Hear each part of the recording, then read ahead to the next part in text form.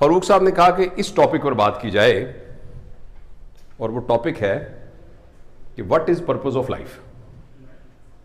अच्छा, मेरा तजुर्बा यह है कि जब भी इस तरह की कोई मीटिंग्स हो और जब लोग चॉइस देना कि जी किस मौजू पर बात कर रहे हैं, तो ये चॉइस नंबर 1 होती है हमेशा कि जी पर्पस ऑफ लाइफ पर बात करें।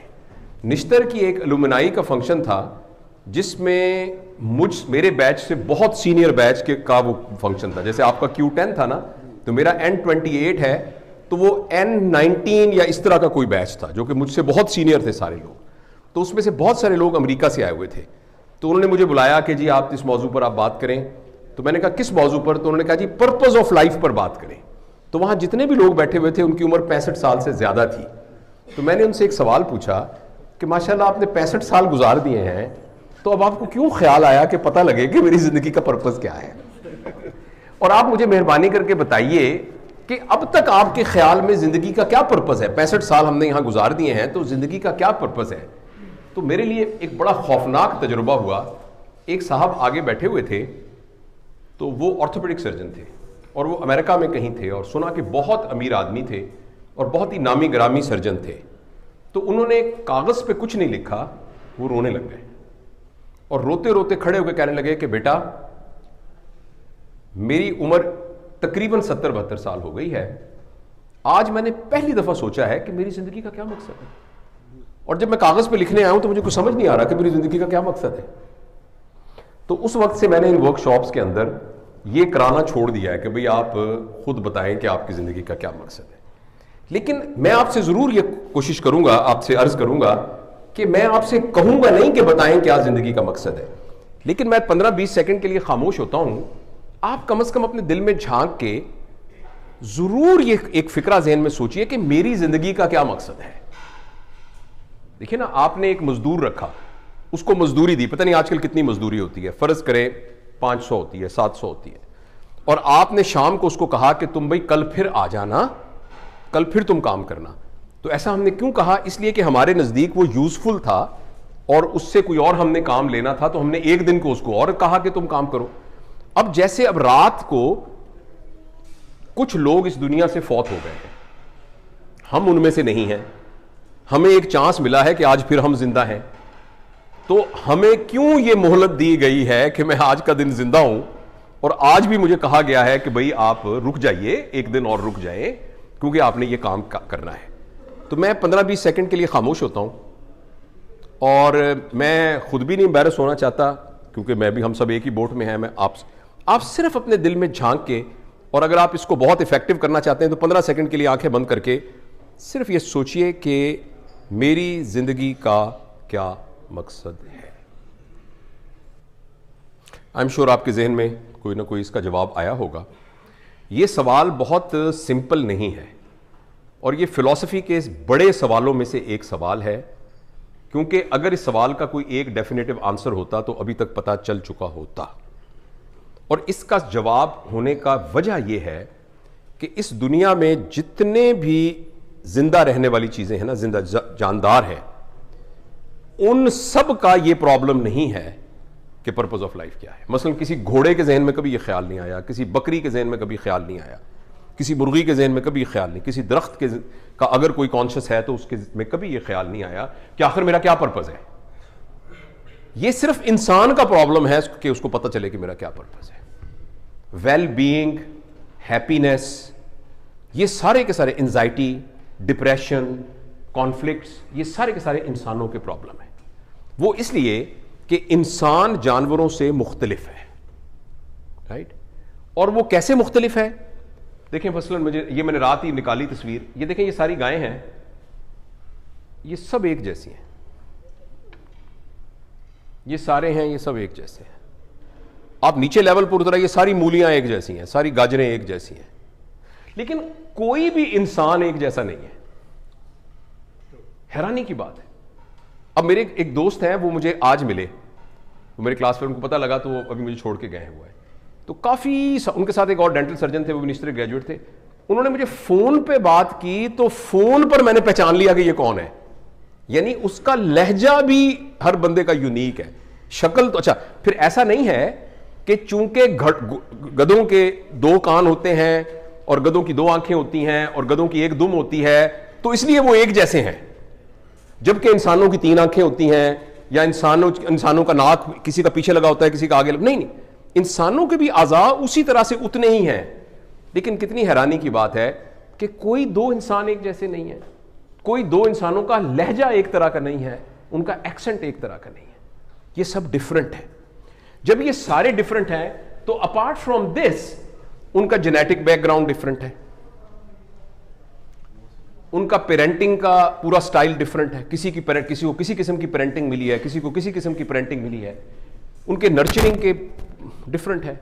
एक घर में 3 भाई रहते हैं, तीनों का डिफरेंट नर्चरिंग है, क्योंकि जब वो माँ बाप थे तो एक बच्चा था तो उनका पेरेंटिंग स्टाइल और था, नर्चरिंग स्टाइल और था। जब अगला बच्चा आया तो उन्होंने मॉडिफाई किया और अब उसमें वो पहला वाला जो बड़ा भाई है वो भी शामिल हो गया, तो जो अगले आने वाला बच्चा है उसका नर्चरिंग एनवायरनमेंट बिल्कुल डिफरेंट हो गया, उनकी एजुकेशन डिफरेंट है, उनकी religious thoughts, religious belief system वो डिफरेंट है। किसी को बचपन में कुछ बताया गया, किसी को बचपन में कुछ बताया गया, किसी को किसी बहुत इंटेंसिटी के साथ बताया गया, किसी को कम इंटेंसिटी के साथ बताया गया। इस तरीके से सोशल सिस्टम डिफरेंट है, फाइनेंशियल सिस्टम डिफरेंट है, पॉलिटिकल सिस्टम इन्फ्लुएंसेस डिफरेंट है, और ये लिस्ट बहुत लंबी आप नीचे तक ले जा सकते हैं कि इंसानों के ऊपर इतने ज्यादा फैक्टर इन्फ्लुएंस करते हैं कि कोई एक इंसान एक जैसा नहीं है। शाह साहब की भी 2 आंखें हैं, मेरी भी 2 आंखें हैं, नाक है, कान है, लेकिन मैं और शाह साहब मुख्तलिफ हैं। आप और आप बिल्कुल मुख्तलिफ हैं, और आप बिल्कुल, जब हम सारे मुख्तलिफ हैं, इसीलिए ये फिलॉसफी का बहुत बड़ा सवाल है कि फिर हमारा पर्पस ऑफ लाइफ क्या है। इसको जनरलाइज्ड करना बहुत मुश्किल है। लिहाजा अगर आप ये समझते हैं कि ये 1 घंटे की, या मैं कोशिश करूंगा उससे भी कम, इस गुफ्तगू के अंदर आप कहेंगे वाह जी वाह, आज पता लग गया कि मेरी जिंदगी का क्या पर्पस है, तो मैं माफी चाहता हूं, इस तरह की मैं कोई बात एंड में आपको नहीं बता के जा सकता। अलबत्ता मैं ये कोशिश करूंगा कि हमारा पर्पस ऑफ लाइफ डिटरमिन किन फैक्टर्स की बुनियाद पर होता है, और वो क्या प्रिंसिपल्स हैं जिन प्रिंसिपल्स के तहत हमें पर्पस ऑफ लाइफ अपना डिफाइन करना चाहिए। लेकिन क्या पर्पस ऑफ लाइफ करना है, this is up to you, इसलिए कि आप यूनिक हैं। आपका क्या नाम है? डॉक्टर कामरान। जिस तरीके से सोचते हैं मैं भी वैसा सोचने लग जाऊं, इसके लिए मुझे कम अज कम डॉक्टर कामरान होना चाहिए, जो मैं कभी भी नहीं हो सकता। तो इसलिए वो मैं कभी भी आपके शूज में नहीं हो सकता। इसलिए मैं कोई भी किसी भी हायर फिलॉसफी के सवाल का जर्नलाइज्ड आंसर मैं आपको नहीं दे सकता जो कि सब के ऊपर एप्लीकेबल हो। लिहाजा मैं आपसे गुजारिश करूंगा कि लिटरेचर की रोशनी में कुछ बातें मैंने अभी इकट्ठी की हैं जो हमें यह बताएंगी कि मैं जितना वक्त गुजर गया वो तो गुजर गया है, मेरी जिंदगी के आने वाले वक्त में मैं कैसे डिटरमिन कर सकता हूं जिससे मेरी यूटिलिटी, मेरा मुफीद होना और मेरा higher purpose of life determine हो सके। देखिए, जानवर में और इंसानों में, आप लोग बोर तो नहीं हो रहे? जानवरों और इंसानों के अंदर जो कॉमनैलिटी है ना, वो बॉडी है, और जानवरों में इसके अलावा फिर और कुछ नहीं है। इंसानों में इसके अलावा 3 चीजें और हैं। अनफॉर्चुनेटली इंसान भी अपने आप को सिर्फ बॉडी ही समझता है, इसलिए उसकी तमाम जरूरतें उसकी बॉडी की जरूरत के गिर्द रिवॉल्व करती हैं। और बदकिस्मती की बात यह है कि इंसान अपनी बॉडी को एक्सीलेंट कर ले तब भी वो जानवरों के बराबर नहीं जा सकता, इसलिए कि ना हम घोड़े की तरह चीते की तरह भाग सकते हैं, ना हम हाथी की तरह स्ट्रांग हैं, ना हम मछली की तरह स्विम कर सकते हैं, ना हम कौवे की तरह उड़ सकते हैं, ना हम सांप की तरह सुन सकते हैं, ना हम बिल्ली की तरह देख सकते हैं। यानी जितनी जितनी हमारी फैकल्टीज हैं, हमारी सेंसेस की फैकल्टीज हैं, उसके मुकाबले में जानवरों की ये सारी फैकल्टीज हमसे बहुत ज्यादा सुपीरियर है। और अगर कोई शख्स ये कहे कि मैं पैदा हुआ, मेरी सेहत बहुत अच्छी थी, फिर मेरी वक्त पे शादी हुई, फिर मेरे बच्चे हुए, मैंने उनके लिए रोजगार इकट्ठा किया, उनको अपने पैरों पे खड़ा किया, फिर मैं इस दुनिया से चला गया, अगर वो ये जिंदगी गुजार के जाए तो वो कहेगा मैंने बहुत कामयाब जिंदगी गुजारी है। लेकिन अगर आप उसको आफाकी लेवल पर देखें तो तब भी उसकी जिंदगी अगर आइडियल भी हो तो वो सिर्फ जानवरों के लेवल पर है। इसलिए कि ये वाले सारे काम जानवर बगैर किसी ब्लेमिश के, बगैर किसी प्रॉब्लम, ये तो हो सकता है कि मैं अपने बच्चों की सही तरबियत ना कर सकूं, ये तो हो सकता है कि मेरी सेहत बिल्कुल खराब, मेरी सेहत ठीक ना रही हो, ये तो हो सकता है कि मेरे साथ वालों से मेरी लड़ाइयां होती रही हों, लेकिन किसी जानवर के साथ ऐसा नहीं होता। जानवर अपनी इस पूरे एल्गोरिदम के अंदर हमसे बहुत ज्यादा सुपीरियर तरीके से जिंदगी गुजारता है।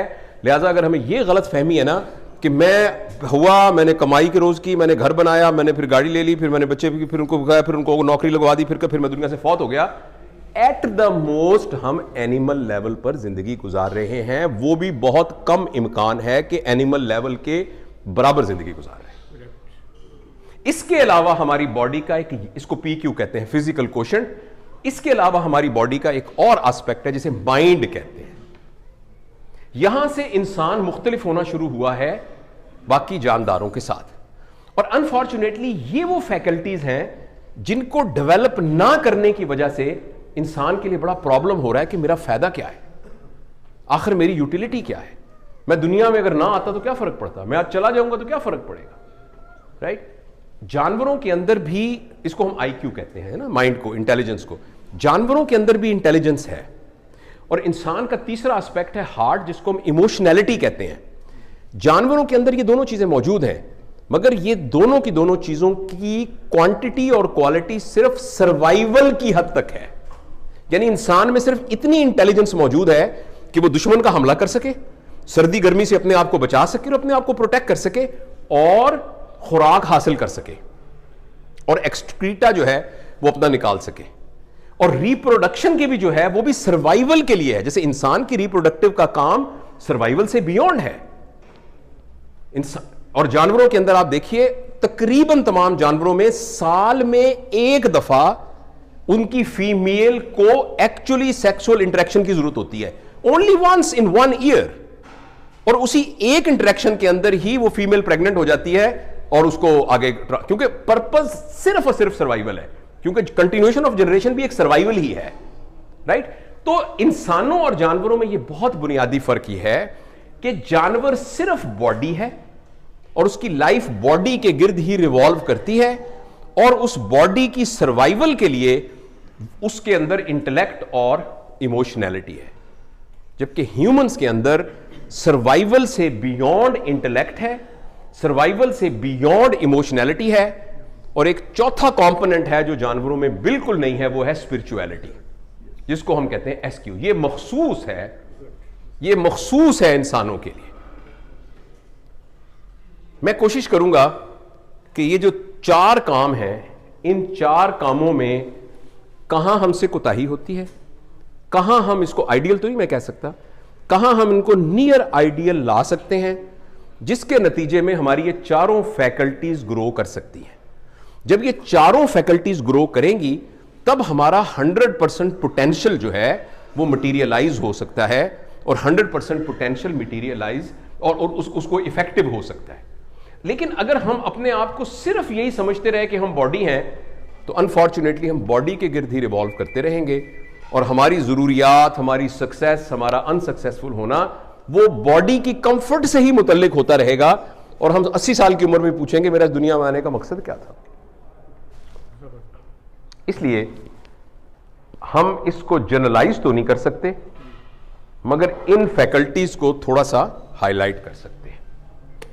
और दूसरा मैं आपको ये अर्ज करूं, ये उसी से मुतल्लिक, ये इसको शायद मैं साइंटिफिकली तो खैर ना बयान कर सकूं, मगर ये मैं अपनी तरफ से नहीं कह रहा, एक ऑथर ने आर्बिट्रेरीली इंसानों को 3 कैटेगरी में डिवाइड किया है। मेरे लिए ये बात इसलिए अहम लगी कि इंसान उन लेवल्स में से जिस लेवल पर प्लेस होगा उसका पर्पस ऑफ लाइफ उसी के गिर्द रिवॉल्व करेगा। उनके मुताबिक कुछ इंसान बॉडी के लेवल पर जिंदगी गुजारते हैं, कुछ हार्ट के लेवल पर जिंदगी गुजार, यहां हार्ट से मुराद ये हार्ट कार्डिक हार्ट नहीं है, हार्ट से मुराद इमोशनैलिटी है, और कुछ लोग स्पिरिट के लेवल पर अपनी जिंदगी गुजारते हैं।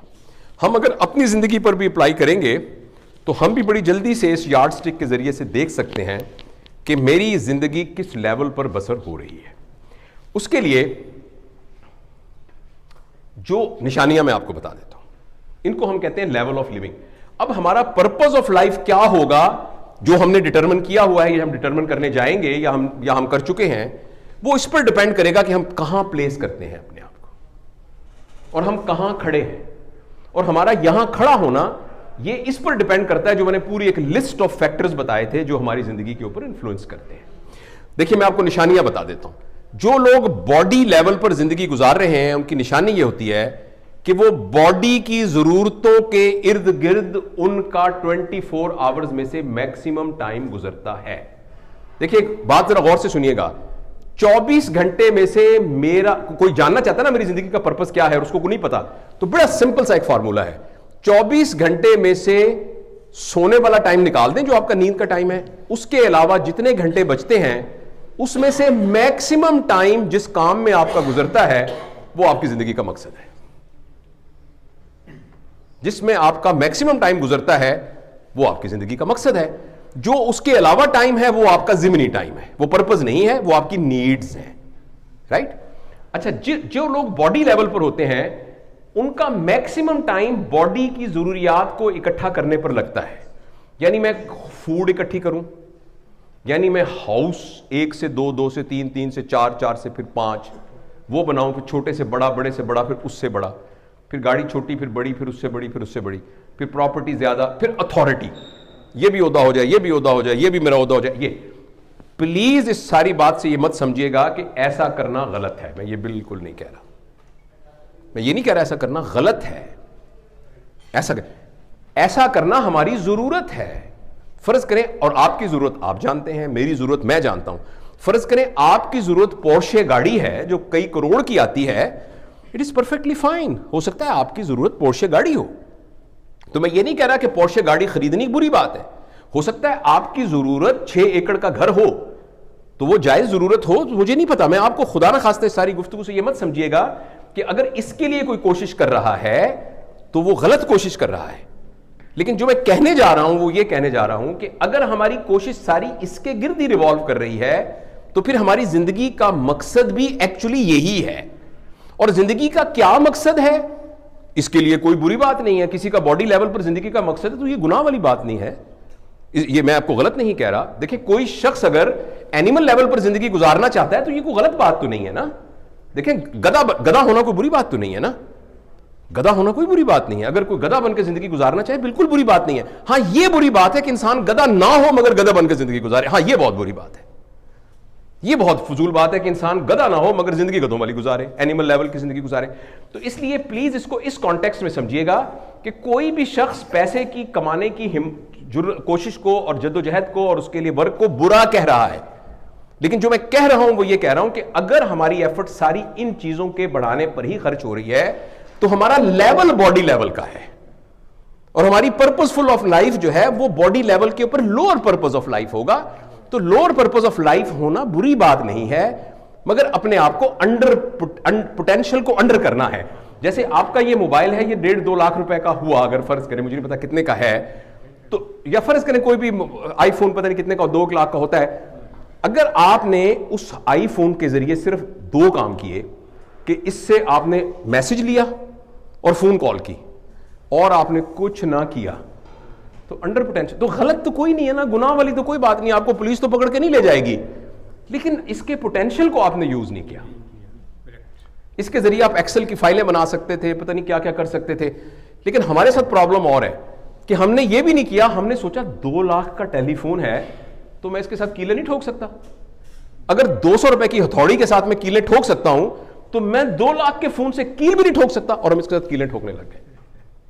मेरी बात समझ गए ना। हमारा साथ तो प्रॉब्लम यह हुआ है कि हम एनिमल से भी सब एनिमल के लेवल पर जिंदगी, क्योंकि एनिमल लेवल की जिंदगी का मतलब है कि हमने किसी को नुकसान नहीं पहुंचाया मगर सिर्फ अपना ख्याल रखा। हमारा प्रॉब्लम यह है कि हमने अपना भी ख्याल नहीं रखा, लोगों को भी नुकसान पहुंचाया। तो ये एनिमल लेवल की जिंदगी, ये जानवर वाली जिंदगी नहीं है, ये सब एनिमल लेवल की जिंदगी है अनफॉर्चुनेटली। और ये इसकी इजाजत बहरहाल नहीं है, क्योंकि ये बड़ा प्रॉब्लम होगा कि 2 लाख के फोन से चले, आप एक्सेल में फाइलें ना बनाएं, इसके ऊपर वीडियोस ना बनाएं, एडिटिंग ना करें, इसके थ्रू आप कोई और ना करें, वर्ड की डॉक्यूमेंट्स ना खोलें, लेकिन इसके साथ कीले तो ना ठोकें। मतलब कीले ठोकने तो नहीं इसके साथ चाहिए। तो ये बात है। तो इसलिए इस कॉन्टेक्स्ट में इस बात को समझिएगा।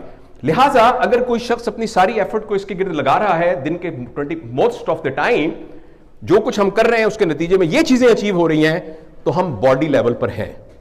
और इसका सही या गलत की कोई बात नहीं है, मगर इसका लॉजिकल आउटकम यह होगा कि ऐसे तमाम लोग जिनका बॉडी लेवल के ऊपर पर्पस ऑफ लाइफ डिटरमिन कर रहा होता है, वो हमेशा कंपटीशन में रहते हैं।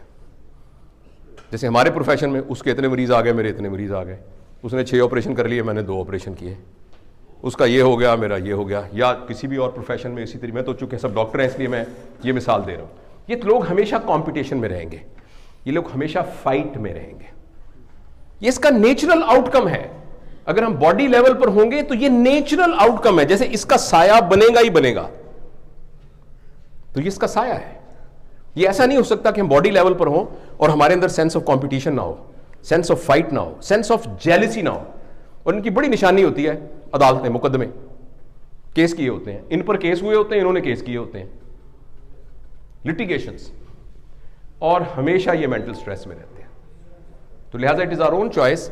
हम अपनी जिंदगी का कोई भी मकसद बना सकते हैं। या अल्लाह मेरी जिंदगी का ये मकसद है, मैंने एट लीस्ट 6 एकड़ के अंदर एक घर बनाना है, फॉर एग्जाम्पल। इसमें कोई गुनाह की बात नहीं, मैं बार बार आपसे अर्ज कर रहा हूं, लेकिन प्लीज इस बात पे तैयार रहिए कि ये इसका नेचुरल आउटकम होगा और हमारी जिंदगी लोअर लेवल पर गुजरेगी। ज्यादा इम्कान है सब एनिमल लेवल पर, at the most animal level पर। और जहां से ये मैंने पढ़ा, उन्होंने कहा कि दुख वाली बात यह है कि अराउंड 95% ऑफ पीपल इस दुनिया में बॉडी लेवल पर ही जिंदगी गुजार रहे हैं। और इसीलिए एक मुसीबत है, इसीलिए एक परेशानी है, इसीलिए यह दुनिया कभी भी जन्नत का गहवारा नहीं बन पाई। और 4.5% लोग जो हैं वो अच्छा, यहां बड़ी मजेदार बात है, जो मेडिकल डॉक्टर्स हैं वो अच्छी तरह समझेंगे कि बॉडी लेवल पर भी लोग ना 3 डिफरेंट होते हैं। कुछ स्पाइनल लेवल पर होते हैं, कुछ जो है इमोशनल लेवल पर होते हैं, कुछ इंटेलिजेंट लेवल पर होते हैं, मगर होते बॉडी लेवल पर ही हैं। इंटेलिजेंट लेवल वाले बड़े एंटरप्रेन्योर होते हैं, बड़े एंटरप्रेन्योरिंग से बड़ा बिजनेस कमा रहे होते हैं, बड़े टॉकटिव होते हैं, बड़ी लोगों को आउट क्लास कर देते हैं, बड़ी जबरदस्त स्पीचेस कर रहे होते हैं, बड़े ज़हीन लोग होते हैं, बड़ी आर्गुमेंटेटिव लोग होते हैं, बड़े आर्टिकल लिखते हैं, लेकिन रिवॉल्व बॉडी की गिर्दी कर रहे होते हैं। इमोशनल वो होते हैं, मैं गलत बात बर्दाश्त नहीं कर सकता, मैं तो चंड मार देना होना, मैं किसी की गल सुनता ही नहीं, मेरे सामने को बोल के दिखावे, मेरे जरूरत कैसे हुई, लेकिन होंगे बॉडी लेवल पर ही। और कुछ तो बेचारे बिल्कुल स्पाइनल लेवल पे होते हैं, आपने चंड मारी मैंने भी चंड मार दी, आपने गाली दी मैंने भी गाली, आपने प्यार किया मैंने भी प्यार किया, बिल्कुल जो रिफ्लेक्स रिस्पॉन्स होती है उनकी सारी। लेकिन ये होते सारे बॉडी लेवल। इसलिए आपको दुनिया में बहुत सारे लोग बहुत ज़हीन नजर आएंगे, लेकिन जरूरी नहीं है कि वो बॉडी लेवल से ऊपर हो। वो एक्चुअली बॉडी लेवल पर ऊपर कौन है ये डिटरमिन इस पर करता है कि एफर्ट किस चीज के इकट्ठे करने के लिए की जा रही है। यहां मैं फिर बिल्कुल क्लियर करना चाहता हूं कि मैं बिल्कुल ये नहीं कह रहा कि इसके लिए एफर्ट नहीं करनी पड़ेगी, करनी चाहिए, लेकिन यहां इसकी एफर्ट से हम कभी भी अपने लेवल को ऊपर नहीं कर सकते। और दूसरा, जो हार्ट लेवल पर लोग होते हैं, जिस तरह उनकी वो जरूरियात होती हैं, इनकी जरूरियात होती हैं फीलिंग्स। आप क्या महसूस करेंगे? कहीं आपके दिल में मेरे बारे में कोई नफरत तो नहीं आएगी? अच्छा महसूस करेंगे कि नहीं करेंगे? किसी का दिल दुखेगा तो नहीं? फीलिंग्स, एथिक्स, क्या सही है क्या गलत है, कौन सा होना चाहिए, ये नहीं कि किस में ज्यादा चीजें इकट्ठी हो, क्या होना चाहिए क्या नहीं होना चाहिए। और मोरालिटी क्या है, हाई वैल्यूज, इखलाकियात, ईमानदारी, दयानतदारी, इस तरह की चीजें। और फिलोसॉफिकल आइडियाज, ये हमेशा बियॉन्ड लाइफ सोच रहे होते हैं। और जैसे मैंने आपको कहा कि बॉडी लेवल, हार्ट लेवल, ये एक स्टेप से 2 स्टेप नहीं है, ये क्वांटम लीप है। जो लोग इस लेवल से इस लेवल पर आ जाते हैं, वो ये नहीं कि एक स्टेप से दूसरे स्टेप पे, एक्चुअली टोटली ट्रांसफॉर्म हो जाते हैं।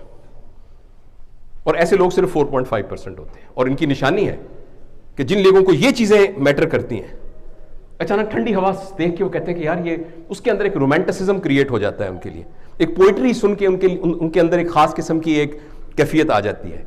किसी दुखी के आंसू पोंछ के उनको एकदम एक अच्छा सा महसूस होने लग जाता है। पुरानी खाला जो गांव में रहती है, जिनको कई साल पहले नहीं मिले थे, 2 दिन की प्रैक्टिस छोड़ के उनसे मिल के जाके जो खुशी हो रही है, उनके साथ बैठ के गुड़ रोटी खा के उनको खुशी होनी शुरू हो जाती है। ये निशानियां इस बात की कि ये हार्ट लेवल पर है। और जिस तरह बॉडी लेवल के कुछ साए थे, हार्ट लेवल के भी कुछ साए हैं। वो ये है कि ये लोग नॉन मटीरियलिस्टिक होते हैं। ये नहीं कि ये गरीब होते हैं, प्लीज मैं बार बार क्लैरिफाई करना चाहता हूं, गरीब दरवेश होने को मैं नहीं कह रहा। मैं ये कह रहा शाम को क्लिनिक बंद कर देना, ये मैं बिल्कुल नहीं कह रहा। अल्लाह करे आपको बहुत अल्लाह ताला पैसे दे, बहुत पैसे दे, पैसा खैर है, पैसे के कसरत की वजह से आपके अंदर खैर को बढ़ाने का पोटेंशियल बढ़ जाता है। लेकिन जो मैं बात आपको कह रहा हूं वो ये कह रहा हूं कि उनके नजदीक उसकी अहमियत नहीं रहती। They become non materialistic. जहां पैसा और वैल्यूज होंगी तो वो वैल्यूज को चुनेंगे, पैसे को नहीं चुनेंगे। वो ब्रांड वाला सूट ना पहने, ये बात उनको कोई परवाह नहीं करेगी, लेकिन वो रिश्तों को बचा लेंगे, साख को अपनी बचा लेंगे, ऑनर को बचा लेंगे, अपनी कही हुई बात को बचा लेंगे, रिस्पेक्ट को बचा लेंगे। वैल्यू सिस्टम उनके, और वो आर्ट को अप्रिशिएट करते हैं, रिलेशंस को वैल्यू करते हैं, और वो खुदा तरस होते हैं, अल्ट्रुइस्ट होते हैं, दे के खुश होते हैं, दे के खुश होते हैं। और एक अहम बात जो पहले वालों में बिल्कुल नहीं होती कि ये रिफ्लेक्टिव होते हैं। पहले वालों को जब कोई बुराई बताएंगे ना कि भाई तुम तो ये हो, तो वो आगे से लड़ने लग जाएंगे, और वो अपनी एनर्जीज पूरी की पूरी यूटिलाइज करेंगे आपको साबित करने के लिए कि आप गलत कह रहे हैं। लेकिन इसके मुकाबले में वो तमाम लोग जो हार्ट लेवल पर अपनी जिंदगी गुजार रहे हैं, वो जब भी उन्हें कोई उनकी गलती पॉइंट आउट करेगा तो वो कहेंगे प्लीज प्लीज मुझे बताइए, माइकल साहब मुझे बताइए, आपने कहा कि मैं बहुत बदतमीज हूं, ये आपने क्यों कहा? Please I want to understand it, there must be some reason कि आपने ये कहा कि मैं ऐसा हूं, मैं ये समझना चाहता हूं। और ये वो ऑनेस्टली कर रहे होते हैं। इसको मैं बात को दोहराना चाहूंगा, ये बहुत बड़ी सिफ्त है जो कि इस क्वांटम लीप की वजह से उन लोगों में आती है। जो लोग बॉडी लेवल पर अपनी जिंदगी गुजार रहे होते हैं वो रिफ्लेक्टिव नहीं होते, वो अपनी बुराई सुनकर और अपनी ऊपर तनकीद सुन के डिफेंड करने लग जाएंगे और लड़ने लग जाएंगे। लेकिन हमारे अंदर अगर ये एबिलिटी मौजूद है कि if someone is trying to say anything to us, block कर रहे हैं, अच्छा थक गए, अगर कि हमें कोई आदमी अगर हमारी किसी बात पे तनकीद करेगा या कोई क्रिटिसाइज करेगा तो इसको हम अपने ऊपर उसका एहसान समझेंगे और वाकई इस बात को समझने की कोशिश करेंगे कि बताइए आपने ये ऐसा क्यों कहा था। ये एक खूबी है जो हार्ट वाले, जैसे मैंने आपको बताया था कि 95% of people unfortunately body level पर जिंदगी गुजार रहे हैं और 5% लोग जो हैं वो हार्ट लेवल पर जिंदगी गुजार रहे हैं, और बहुत थोड़े से 0.5% इस लेवल पर जिंदगी गुजार रहे हैं जिसको स्पिरिट लेवल पर जिंदगी गुजारते हैं। ऐसे कुछ लोग हमें पूरी 60-70 साल की जिंदगी में एक दो ऐसे लोग नजर आते हैं जो स्पिरिट लेवल पर होते हैं। इनमें और उनमें फर्क यह है कि वो आर्ट को अप्रिशिएट करते हैं, वो गुडनेस को अप्रिशिएट करते हैं, वो रिश्तों को अप्रिशिएट करते हैं, वो उनको अप्रिशिएट करने वाले होते हैं हार्ट वाले। लेकिन जो स्पिरिट वाले होते हैं वो इनको क्रिएट करने वाले होते हैं। They don't just merely appreciate the art, they just don't merely appreciate happiness, values and relationships. They create happiness, they create art, they create values. और ये वो लोग होते हैं कि जिनकी नेचर ही चेंज हो जाती है, और ये वो लोग होते हैं जो उस बाबा जी बन जाते हैं जिनको इशफाक अहमद, वासिफ अली वासिफ, ये टर्म हमारे यहाँ बहुत यूज होती है, जो बाबा जी जिनको बाबाहुड अचीव हो जाती है, कहते हैं ना बाबे होते हैं, वो बाबे, वो उस टर्म के अंदर ये वो बाबे बन जाते हैं, मास्टर्स बन जाते हैं। और जैसे उनकी वो निशानियां थी, इनकी ये चंद निशानियां जरा गौर से सुनिएगा। इन तमाम लोगों की सबसे बड़ी निशानी होती है कि इनके गिर्द एक ऑरा क्रिएट हो जाता है, जैसे चांद के गिर्द एक हाला होता है ना।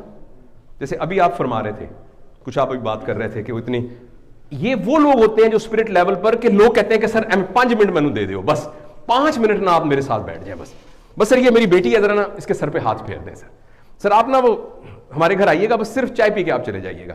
यानी उनका लोग उनके ऑरा में जाना शुरू हो जाते हैं। कदम मुबारक रखिएगा, उनके अंदर एक इलेक्ट्रोमैग्नेटिक फील्ड बन जाती है, एक फोर्स बन जाती है, और जो भी उसके अंदर दाखिल होता है वो ट्रांसफॉर्म होना शुरू हो जाता है। और ये बात सही है और साइंटिफिक बात है, उनके अंदर एक ऑरा क्रिएट हो जाता है। दूसरा ये है कि उनका हमेशा लीडरशिप रोल होता है। लीडर की डेफिनेशन ये है कि a person who uses his influence to bring a change. तो उनका एक लीडरशिप रोल बन जाता है, वो जहां जाते हैं तब्दीली क्रिएट कर देते हैं। वो जिस जगह जाएंगे वहां माहौल चेंज हो जाएगा, वहां लोगों की सोच का अंदाज चेंज हो जाएगा, लोग और तरह से सोचना शुरू कर देंगे। और वो ये बहुत जबरदस्त खूबी है, जरा इसको गौर से सुनिएगा, वो डिस्क्रिमिनेट नहीं करते, यानी उनके नजदीक कोई अच्छा या बुरा नहीं होता। हां कुछ लोग होते हैं जिनसे बुराइयां सरजद हो गई हैं, मगर वो लोग बुरे नहीं हैं। इससे पहले के लोग जेलसी में होंगे, कंपटीशन में होंगे, लड़ाई में होंगे, मुकदमात लड़ेंगे, उसमें अपनी एनर्जियां अपने टाइम जाया करेंगे, ये वो लोग हैं जिनके लिए कोई बुरा नहीं होता। हां, कुछ लोगों से बुराइयां सरजद हो जाती हैं। आपके 2 बच्चे हैं, एक बच्चे की टांगें बिल्कुल ठीक हैं, एक बच्चा पोलियो से माजूर हो गया है। किस बच्चे पर ज्यादा तवज्जो की जरूरत है? तो एक आदमी बड़े अच्छे काम कर रहा है, एक आदमी इतना माजूर है कि उससे कोई अच्छा काम हो ही नहीं रहा, वो गलत ही काम किए जा रहा है। तो जो लोग स्पिरिट लेवल पर होते हैं वो उनको उसी तरह ट्रीट करते हैं जैसे मोहब्बत करने वाला बाप पोलियो वाले बच्चे को ट्रीट करता है। जो बहुत गलतियां कर रहा है, जो बहुत बुराइयां कर रहा है, उसको गले से लगाने वाले बन जाते हैं। ये हमारे सारे बुजुर्ग इस तरह से, इसी तरह से ट्रांसफॉर्मेशन उन्होंने लोगों की थी। यानी कोई उनके नजदीक चोर नहीं होता, हां अलबत्ता किसी ने चोरी की होती है, जो कि चोरी करना बहुत बुरा काम है, लेकिन वो बंदा चोर नहीं होता। तो उनके अंदर यह खत्म हो जाता है जिसको हम डिस्क्रिमिनेशन कहते हैं, और इसी को डुअलिटी भी कहते हैं। हां या ना, यस और नो, दुश्मन दोस्त, अच्छा बुरा, यह खत्म हो जाता है। ऐसे लोग हैं, मैं ऐसे 2-3 लोगों से मिला हूं जो ऐसे लोग हैं दुनिया में। और दूसरी बात यह है, ये बड़ी निशानी उनकी होती है कि वो क्रिटिसिज्म और प्रेज से बियॉन्ड हो जाते हैं। उनको कोई क्रिटिसाइज करता रहे तब भी उन्हें कोई फर्क नहीं पड़ता, कोई उनको तारीफें कर दे तब भी उनको कोई फर्क नहीं पड़ता। तो ये मैं, मेरे बहुत ही प्यारे दोस्तों, ये मैं आपको ना आपके इस सवाल के जवाब में कि what is our purpose of life, ये मैंने एक थोड़ा सा आपसे अर्ज किया है कि हमारा पर्पस ऑफ लाइफ डिटरमिन कैसे होगा। इसका फैसला इस बुनियाद पर होगा कि हम बॉडी लेवल पर हैं, कि हम हार्ट लेवल पर हैं, कि हम स्पिरिट लेवल पर हैं। और उसकी निशानियां मैंने आपको बता दी हैं। बॉडी लेवल वाले का यह प्रॉब्लम होगा, गाड़ी साथ वाले की बड़ी क्यों है और मेरी क्यों नहीं बड़ी। और बच्चियों को आजकल अक्सर मैं कहता हूं, मेरा लहंगा 6 लाख रुपए का क्यों नहीं है शादी वाला, मेरा 6 लाख का लहंगा क्यों नहीं है। मैंने पार्लर में 2 लाख रुपए जाके अपनी खूबसूरत शक्ल को चुड़ैल वाली शक्ल में क्यों नहीं कन्वर्ट किया मिसाल के तौर पर ये चीजें, और जिसके नतीजे में ये कुछ होगा। और अगर हम हार्ट लेवल पर होंगे तो ये चीजें हम अपने दिल में झांक कर खुद ही फैसला कर सकते, और इसका ओवरलैप भी हो सकता है। देर के ऐसा नहीं है कि क्लिक डिमार्केशन है। At times may be we are body level, at times we are may be at a heart level, और जो स्पिरिचुअल लेवल है उसमें एट टाइम्स वाली कोई बात नहीं होती, वो निर्वाण होता है। जो एक दफा स्पिरिट लेवल पे चला जाता है वो नीचे नहीं डिटेरियोरेट करता। मास्टर में यही फर्क होता है, once you get an enlightenment then you can not actually lose it, once you get it you can not lose it. यहां अलबत्ता इंटरप्ले हो सकता है कि कभी हम बॉडी लेवल पर हों, कभी हम स्पिरिट लेवल पर हों। लेकिन अगर हमारी जरूरतें ये होंगी, feeling, ethics, morality, high value, philosophical ideas, तो ऐसी सूरत के अंदर ये हमारा नतीजा होगा, और हमारा जो पर्पस ऑफ लाइफ है वो भी यही डिटरमिन करेगा। और अगर हमें अल्लाह ने कभी तौफीक दी और हम कभी कोई नजर करम किसी की हो गई, हम इस लेवल पर चले गए, ये तो फिर एक तरह से वलायत है, एक तरह से निर्वाण है। ऐसे लोग बहुत थोड़े होते हैं। ये लोग तो एक्चुअली इनका अपनी निजात तो कोई प्रॉब्लम ही नहीं होता ना, इन लोगों का प्रॉब्लम तो बेसिकली और लोगों को उसमें एनगल्फ करना होता है। तो इसी की बेस पर हमारा पर्पस ऑफ लाइफ डिटरमिन होता है। आप थक तो नहीं गए? अब आप जानना चाहेंगे कि मैं करूं क्या? मैं आपको ज्यादा देर नहीं लूंगा, मोटे मोटे टेक होम मैसेजेस बता देता हूं जो मैं अपनी जिंदगी अप्लाई करने की एक आजिज़ाना सी कोशिश करता हूं, आपके साथ एक शेयर करने की कोशिश करता हूं। हम करें क्या जिससे हमारा लेवल बॉडी से ऊपर जाना शुरू हो जाए किसी तरीके से। हम एक एक करके डिस्कस कर लेते हैं। पहले है हमारी बॉडी। सबसे पहले हम अपनी बॉडी के साथ इंसाफ करने लग जाएं, ये पहला काम है। ऐसा करने से हम एनिमल लेवल पर आ जाएंगे, क्योंकि अनफॉर्चुनेटली मतलब मुझे तो कभी कभी ये लगता है कि हम एनिमल लेवल पर से भी सब एनिमल लेवल पर, अगर मेरे दिल में किसी के बारे में बुग़्ज़ है तो मैं एनिमल लेवल पर तो नहीं हूं, मैं तो सब एनिमल लेवल हूं। क्योंकि घोड़े को तो साथ वाले घोड़े से कोई बुग़्ज़ नहीं होता। जब 2 घोड़े एक रेस को जीतते हैं तो साथ वाला घोड़े को जेलसी नहीं होती। तो लिहाजा अगर मुझे जेलसी हो रही है, मुझे गुस्सा आ रहा है, मुझे लड़ाई होती है, मैं अगले को नीचा दिखाना चाहता हूं, मैं तो एक्चुअली मैं तो अभी एनिमल लेवल। तो कम से कम एनिमल लेवल के लिए ये 4 बातें मैंने ढूंढी हैं। ऐसा करने से कम फिजिकली बेहतर हो सकते हैं। पहली बात यह है, ये 4 बातें ना, पहली फिजिकल के लिए पहली बात यह कि डाइट। अब हैरान होंगे कितनी बेसिक सी बात है, we are what we eat. और मैं ज्यादा देर नहीं लगाता, सिर्फ आपको ये, और इस सिलसिले में वीडियोस यूट्यूब में बड़ी मौजूद हैं, मैं आपको सिर्फ टेक होम मैसेजेस बता रहा हूं अगर हम चाहते हैं कि मैं पहला स्टेप अपनी आपको ग्रोथ डेवलप के लिए करूं, सबसे पहले अपनी डाइट पर तवज्जो दें। जो चीज आप खा रहे हैं वो डाइट है भी कि नहीं है। अक्सर जो हम खा रहे हैं वो डाइट नहीं होती।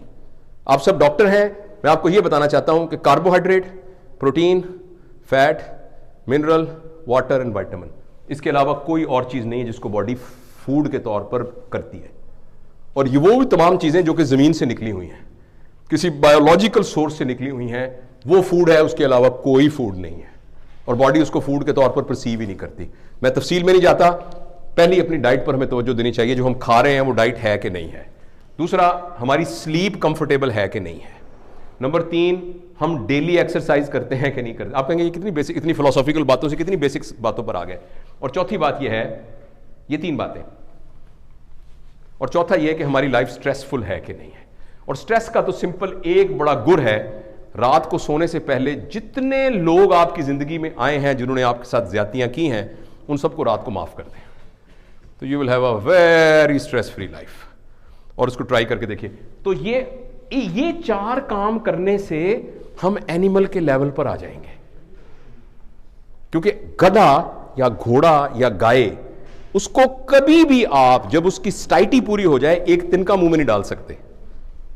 उसका इतना जबरदस्त मेटिकुलस सिस्टम है, यानी उसके, लेकिन मेरा पेट भरा भी होगा और खुशबू आ रही है कढ़ाई गोश्त की, तो हो सकता है मैं उठा के आधा किलो और खा जाऊं, 1 किलो और खा जाऊं। ये 4 बेसिक बातें करने से हमारा फिजिकल कोशेंट एनिमल के लेवल में आ जाएगा। दूसरा, हमारा इंटेलिजेंट। प्लीज आप, ये मैं बहुत मुख्तसर और स्पीड से बता रहा हूं ताकि आप बोर ना हो।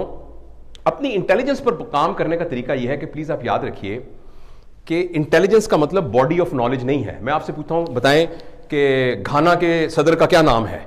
आपको अगर आता है और इनको नहीं आता, तो इसका मतलब यह है कि आप इंटेलिजेंट हैं, आप नहीं इंटेलिजेंट। नहीं, ऐसी बिल्कुल बात नहीं है। इंटेलिजेंस का ताल्लुक बॉडी ऑफ नॉलेज से नहीं है। इंटेलिजेंस का ताल्लुक की बुक डेफिनेशन यह है, possession of knowledge, skill and attitude to solve the problems.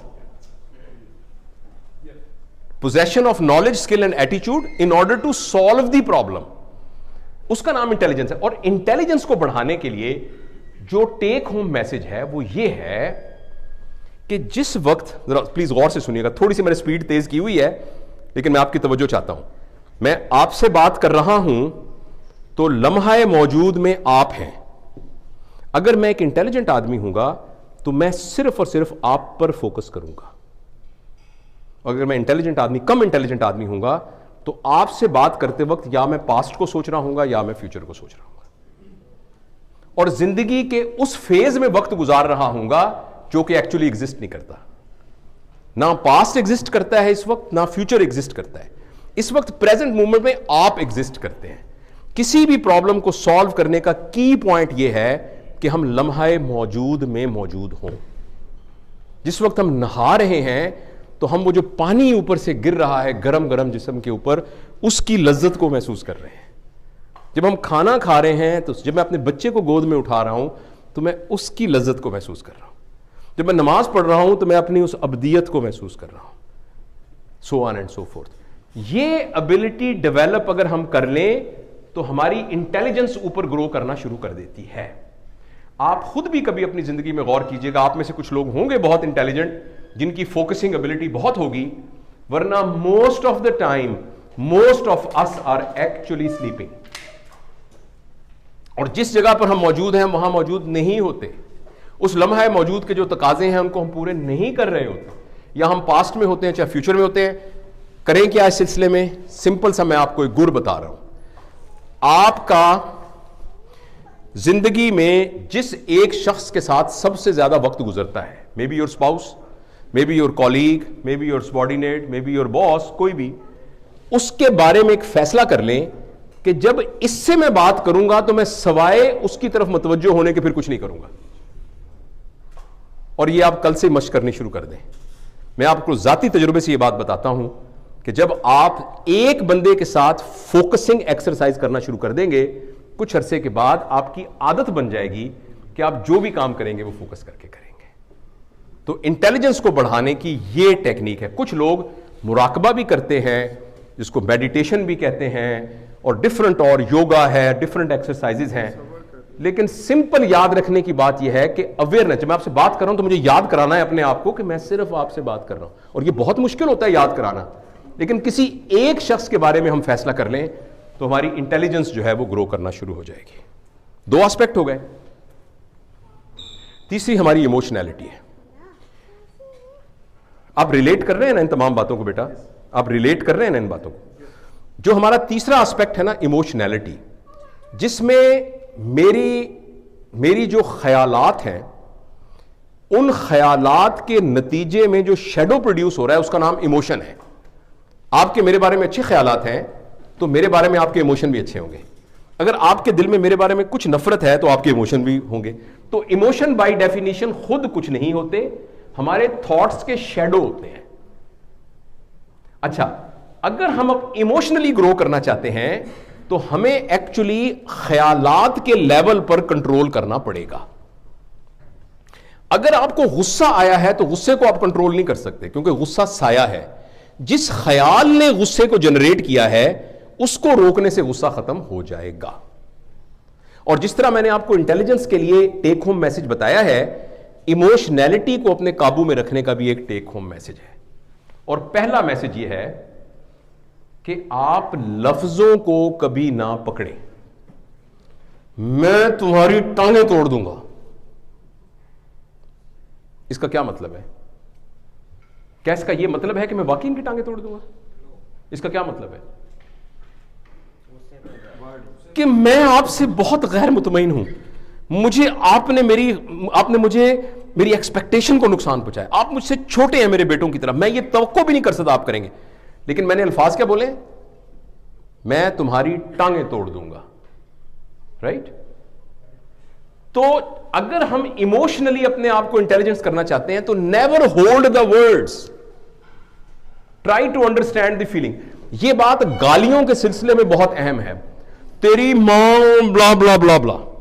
अब जो हीनियस बात वो करने जा रहा है, जिस हीनियस एक्ट के बारे में वो इजहार कर रहा है किसी की मां के बारे में, उसने उसकी मां को देखा भी नहीं है, उसको पता ही नहीं उसका घर किधर है, इस तरह की हरकत उसने जिंदगी में कभी की भी नहीं है।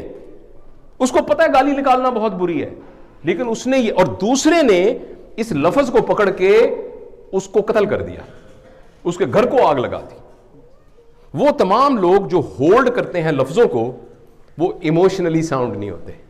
आप इमेजिन करें कि एक शख्स आपको गाली दे और वो गाली बहुत गलीज गाली हो, तो आप कहें भाई एक मिनट सुनो सुनो सुनो, आपने मुझे गाली दी है ना, इसका मतलब यह है कि मुझसे कोई ऐसी बात हुई है कि आपको गाली देनी पड़ेगी।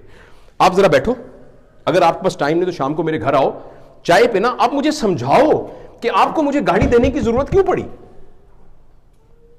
आप दिल में हंस रहे होंगे इस बात के ऊपर, लेकिन आप इमेजिन करें कि किसी के ऐसे अल्फाज से जिनका वो मतलब नहीं था, अगर आप उसको समझने की कोशिश कर लें, पहली सूरत में आप उसको कत्ल कर सकते हैं, दूसरी सूरत में हो सकता है वो आपकी जिंदगी का जिगरी दोस्त बन जाए। हो सकता है वो थोड़ी देर में कहे। एक गुरजैफ, एक बाबा जी थे गुरजैफ, उनकी बहुत सारी किताबें हैं। In search of miraculous is one of them, fourth way is another one, और पढ़िएगा कभी। तो वो इस तरह के बने हुए इंसान थे।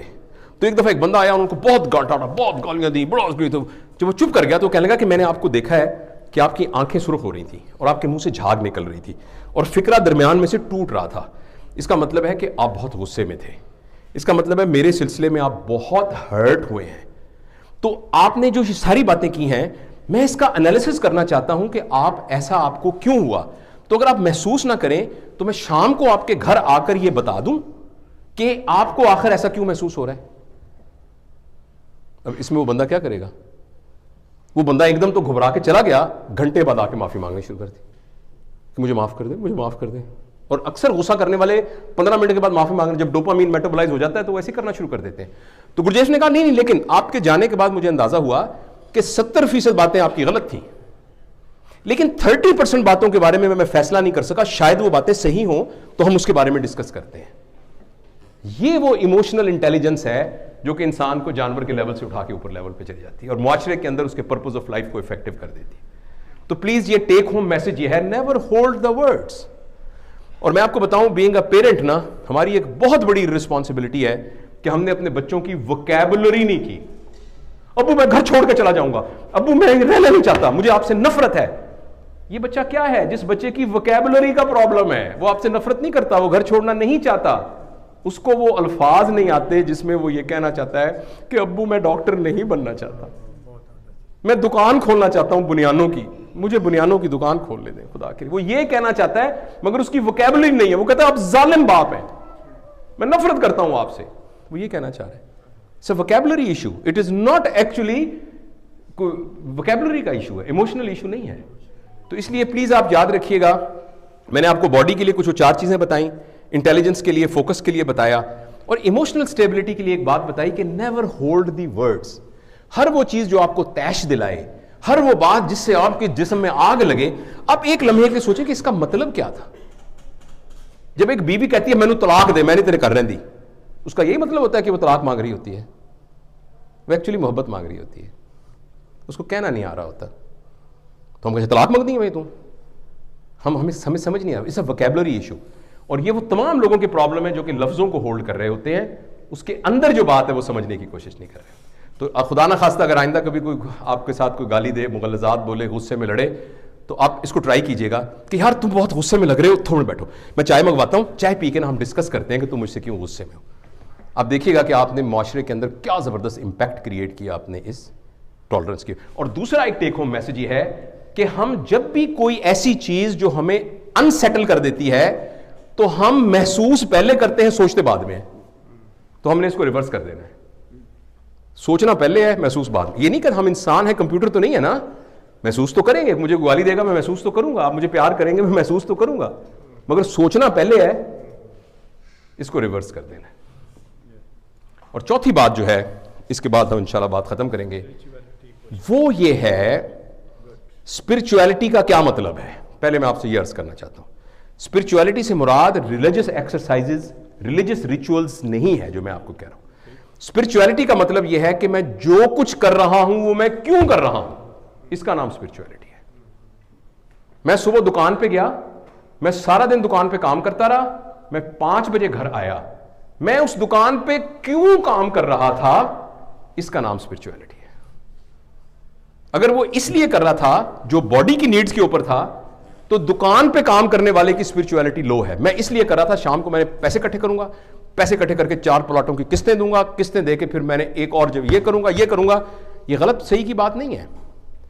ये मैं इसलिए कर रहा हूं कि ये मेरे एक बेवा बहन है, उसका मैंने वो करना है, एक मेरी फलां है वो जो करना है, फलां करना है। अब इसकी स्पिरिचुअलिटी और है। एक तीसरा बंदा है, ये पैसे मैं कमाता हूं, इस पैसों के जरिए से मैंने ये वाला काम करना है, उसकी स्पिरिचुअलिटी और है। तो ये वाला क्वेश्चन, वाई का क्वेश्चन तलाश करना।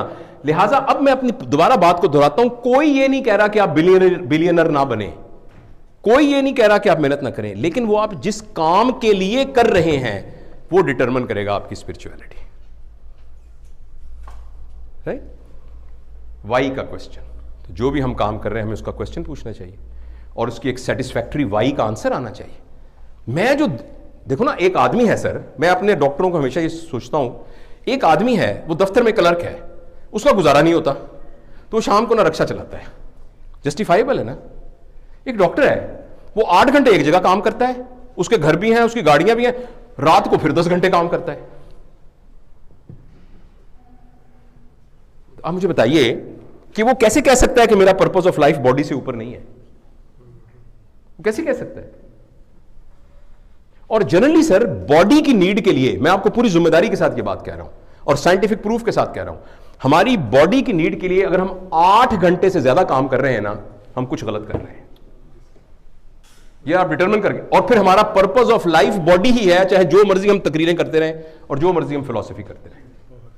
अगर हमें अपनी गाड़ी, कार, बंगला, रोटी खाना, कपड़ा पहनना, इसके लिए 8 घंटे से, यानी आप एक मोटरसाइकिल खरीदते हैं, वो मोटरसाइकिल हफ्ते में 5 दिन तक वर्कशॉप में रहता है और एक दिन आप उसको धोते हैं और एक दिन आप उसके ऊपर बैठ करना चक्कर लगाते हैं बाजार का। कौन कहेगा अक्लमंद? हमें कौन करेगा? उसकी मेंटेनेंस में 5 दिन लग रहे हैं। अगर 24 घंटे में से 18 घंटे मेंटेनेंस में लग रहे हैं, we are doing something wrong और अपने पर्पस ऑफ लाइफ में बहुत लोअर लेवल पर प्लेस है। हम अपने पर्पस ऑफ लाइफ में बहुत लोअर लेवल पर प्लेस्ड है। तो ये वाई का आंसर हम हां, एक आदमी कॉज की खातिर 24 में से 22 घंटे काम करता है, लेकिन उसका वाई बहुत हाई है, तो कोई बात नहीं, फिर कोई प्रॉब्लम नहीं है, उसकी सेहत भी खराब हो रही है, उसकी बाकी चीजें भी खराब हो रही हैं, लेकिन उसका वाई बहुत ऊपर है। मैं ये बात आपसे अर्ज कर रहा हूं, मैं टाइम के स्पैन की बात नहीं कर रहा, मैं ये कर रहा हूं कि अगर बॉडी के लिए 8 घंटे से ज्यादा काम कर रहे हैं तो गलत कर रहे हैं, हार्ट और स्पिरिट के लिए 22 घंटे 23 घंटे भी काम कर रहे हैं तो सही कर रहे हैं, because you are on a higher level. So what is the purpose of our life? I don't know, you have to decide, it's up to you. There is a sub animal level, there is an animal level, there is a human level, there is a superhuman level, there is a cosmic level, and there is a godly level. No one can be God, but there is a godly level.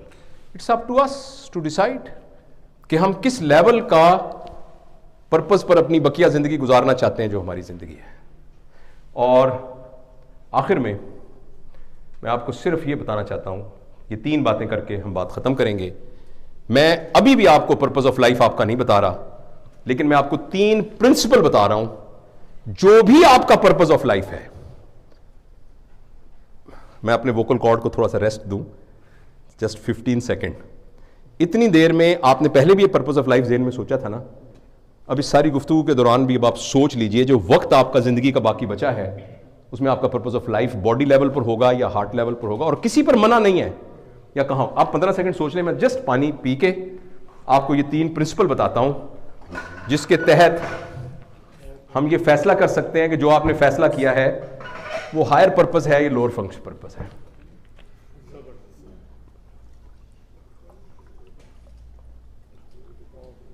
Please अपने जहन में एक फिक्रा जरूर सोचें कि ये मेरा purpose of life है। Please, my purpose of life is to fill in the blanks, please.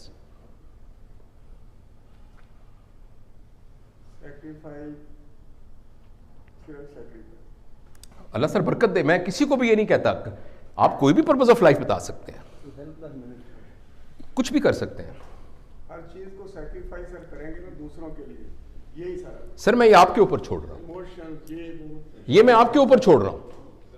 अब मैं आपको प्रिंसिपल बता रहा हूं सर, मैं पूछना किसी से नहीं है, मैं आपको सर 4 प्रिंसिपल बता रहा हूं, ये मैं आपको 4 प्रिंसिपल बता रहा हूं सर, ये हमारी आखिरी बात होगी आपकी। आप जो भी आपने पर्पस ऑफ लाइफ बनाया है, इन चारों में से उसको मैच करके देख लें कि पूरा उतरता है कि नहीं उतरता। अगर पूरा नहीं उतरता तो फिर भी वो गलत पर्पस नहीं है, मगर वो हायर पर्पस नहीं है, वो बॉडी के लेवल पर है। पहली बात यह कि जो भी आपने पर्पस बनाया है वो एक ऑब्जेक्टिव पर्पस हो, सब्जेक्टिव ना हो। क्या मतलब ऑब्जेक्टिव सब्जेक्टिव का? मैं अपना वजन कम करना चाहता हूं, यह एक सब्जेक्टिव पर्पस है, इसका कुछ मतलब नहीं है। मैं 2 किलोमीटर रोज चला करूंगा, यह ऑब्जेक्टिव है, जो मेजरेबल है, जो आप देख सकते हैं। मैं नहीं खाया करूंगा पराठा, मैं कोक नहीं पीऊंगा, यह है ऑब्जेक्टिव। हां, मैं अपना वजन कम करना चाहता हूं, यह सब्जेक्टिव। जैसे मैं इंसानियत की खिदमत करना चाहता हूं। कभी आपने मिसेज इंसानियत या मिस इंसानियत देखी है, जो आपके दरवाजे पे कुंडी खड़का के कहे कि अस्सलाम वालेकुम, मेरा नाम मिसेज इंसानियत है, मेरी खिदमत करें? ऐसी कोई औरत देखी है आपने? तो ये जब भी हम सब्जेक्टिव पर्पस बनाते हैं वो हमारा आंखों का धोखा होता है, क्योंकि इंसानियत की खिदमत करना बहुत आसान है, क्योंकि इंसानियत नाम की कोई चीज हमारे पास कभी आती ही नहीं है। हमारे पास तो इंसान आएगा, हमारे पास इंसान आएगा, इंसानियत नहीं आएगी। तो जो सब्जेक्टिव अगर किसी ने बनाया है ना, मैं आपसे नहीं पूछता क्या बनाया है, आपने कोई ऐसा ऑब्जेक्टिव बनाया है जो कि मेजरेबल नहीं है, रिप्रोड्यूसेबल नहीं है, विजिबल नहीं है। यानी मैं 2 किलोमीटर चलता नहीं हूं तो पता लग जाएगा आपको, मैं कोक पीता हूं तो आपको पता लग जाएगा, लेकिन मैं अपना वजन कम करना चाहता हूं, यह कुछ भी नहीं है। मैं एक अच्छा इंसान बनना चाहता हूं, यह कोई पर्पस नहीं है। हां, मैं झूठ नहीं बोलूंगा, यह है ऑब्जेक्ट। यानी यह फर्क है सब्जेक्टिव और ऑब्जेक्टिव में। तो आपने मेरे प्यारे दोस्तों जो भी ऑब्जेक्टिव बनाया है, प्लीज यॉर्डस्टिक से देख लें, मेजरेबल है कि नहीं है। इंसानियत की खिदमत नहीं, उसको ब्रेक करके करिए कि उसका क्या मतलब है, मैं क्या करूंगा। ऑब्जेक्टिव क्या है? Objective not subjective. एक पहली शर्त है। दूसरी शर्त यह है, प्लीज जरा गौर से सुनिएगा, your objective should not be, जो आपका ऑब्जेक्टिव ऑफ लाइफ है वो आपकी नीड नहीं होनी चाहिए। अगर वो आपकी जरूरत है तो वो आपका ऑब्जेक्टिव ऑफ लाइफ नहीं है। मैं एक बड़ा घर लेना चाहता हूं, ये आपकी जरूरत है, इसमें कोई हर्ज नहीं है, मगर ये आपका ऑब्जेक्टिव ऑफ लाइफ नहीं हो सकता। तो आपने जो भी सोचा था उसको दोबारा देख लें कि वो आपकी जरूरत थी या जरूरत नहीं थी। अगर वो जरूरत थी, प्लीज उसको चेंज कीजिए। वो आपकी नीड है, आप उसके लिए मेहनत कीजिए, मगर वो आपका ऑब्जेक्टिव ऑफ लाइफ नहीं है। वो आपका ऑब्जेक्टिव ऑफ लाइफ नहीं है। पहली बात यह है कि वो सब्जेक्टिव नहीं होना चाहिए, ऑब्जेक्टिव होना चाहिए। दूसरी बात यह कि वो आपकी नीड नहीं होनी चाहिए, जो आपकी जरूरत है ना वो नहीं। दूसरा, तीसरा, objective should not be time bound. मैं 10 साल के अंदर अंदर यह करना चाहता हूं, 10 साल में आपने यह कर लिया तो फिर तो आपको फौज रह जाना चाहिए। आपका ऑब्जेक्टिव था कि मैंने 3 साल के अंदर यह बंगला बनाना है, यह मेरी जिंदगी का ऑब्जेक्टिव है, तो 3 साल के बाद अगले दिन मतलब आपका इंतकाल हो जाना चाहिए, क्योंकि आपका जिंदगी का पर्पस तो पूरा हो गया, राइट? हां, पर्पस टाइमलेस होना चाहिए। मैं आपकी सब इसकी मिसालें आपको देता हूं। हजरत मोहम्मद सल्लल्लाहु अलैहि वसल्लम कितना अरसा इस दुनिया में रहे, उनका पर्पस कब तक है? हजरत ईसा अलैहिस्सलाम कितना 30, 32, 35 साल की उम्र में यहां से चले गए, उनका मोमेंटम कितना है? अच्छा चलें, ये तो बड़े बुजुर्ग हमारे यानी अंबिया कराम हैं। अब्दुल सत्तार ईदी हमारे प्रोफेशन के अंदर, अदीबुल हसन रिजवी साहब, ऐसे दुनिया में हमारे सामने जिंदा मिसालें मौजूद हैं। तो objective has to be timeless. वो मैं कभी कभी शायरी भी करता हूं। मेरा एक शेर है कि थोड़ा सा आप लाइट भी होंगे, बड़ी संजीदा बातें कर रहा हूं, कि तुझे पाना मेरे जीने का मकसद। क्या कहा मैंने? तुझे पाना यानी ऑब्जेक्टिव ऑफ लाइफ ना, तुझे पाना मेरे जीने का मकसद। तुझे जब पा लिया तो क्या करूंगा? मेरी बात समझ आई? तो अगर टाइम बाउंड एक्टिविटी हुई तो फिर तो वो ऑब्जेक्टिव ना हुआ आपका। और तीसरा प्लीज याद रखिएगा, objective should be noble. Noble का सिंपल तर्जुमा यह है, नोबल का सिंपल तर्जुमा यह है, अपने ऑब्जेक्टिव को हासिल करने के लिए जो मैं मेहनत कर रहा हूं, उसके नतीजे में जो कुछ हासिल हो रहा है, उसके बेनिफिशियरी मेरे बच्चों के अलावा, बहन भाइयों के अलावा कोई और लोग भी हों। और प्लीज एक बात याद रखिएगा, charity is never a nobility. हमारे दिमाग के अंदर एक घुस गया है कि चैरिटी जो है ना वो नोबेलिटी है।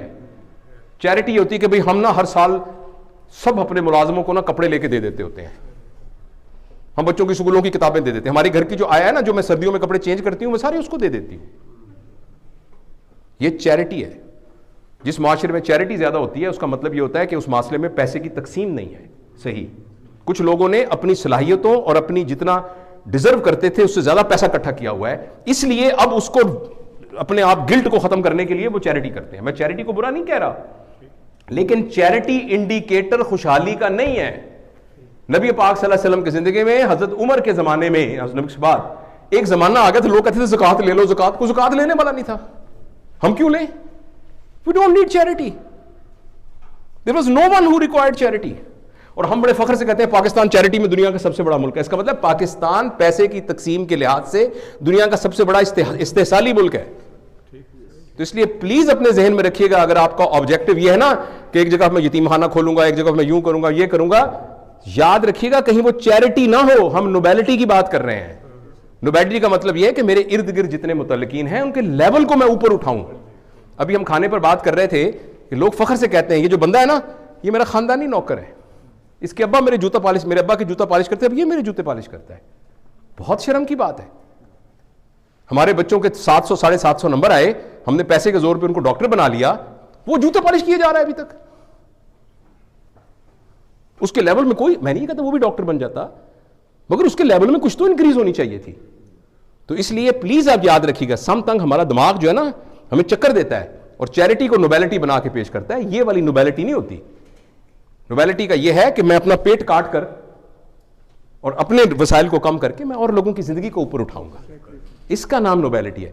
लिहाजा मैं अपनी बात को खत्म करते हुए, फिर आप कहेंगे इतनी तकरीर करने का फायदा क्या हुआ, गला अपना भी फाड़ा, हमें भी रखा बांध के, बताया तो है नहीं जिंदगी का क्या पर्पज है।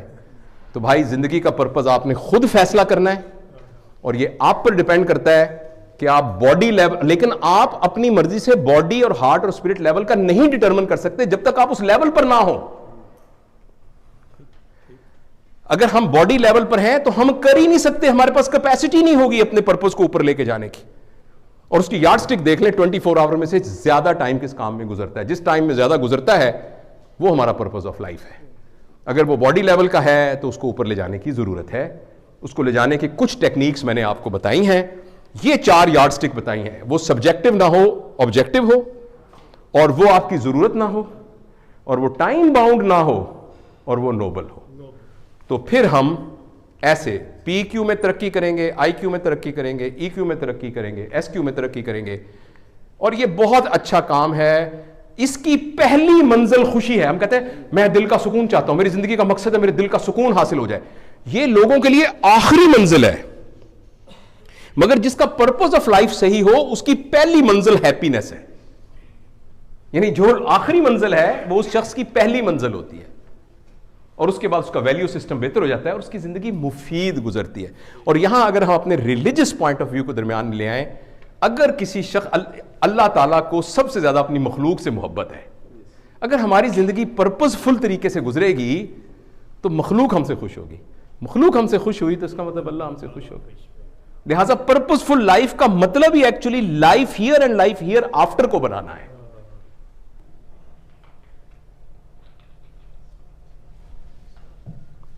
बहुत बहुत शुक्रिया।